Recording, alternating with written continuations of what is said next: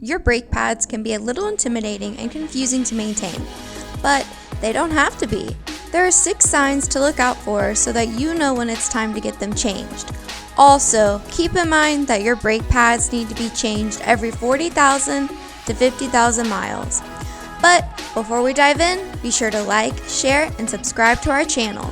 If it's taking longer to brake, then this means that your brake pads are worn down, you need brake fluid, or your brake fluid is leaking. Some cars have a light on the dashboard that lets you know it's time to get your brake pads changed. Be sure not to ignore this light. You can also check how thick or thin your brake pads are by visually inspecting them.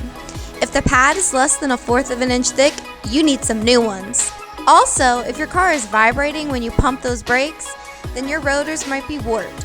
This creates uneven pad wear and is something you want to avoid. Squealing or squeaking noises mean that you've worn down your brake pads completely and have begun to damage the rotors. Come visit our auto service technicians if you hear this noise ASAP. If you hear a grinding noise, then you'll need to have your car brake pads and rotors replaced. This is going to be a super expensive fix. So, save yourself some dollars by fixing them before this happens. For more tips, visit Toyota of Orlando, just off I-4 near the Millennium Mall.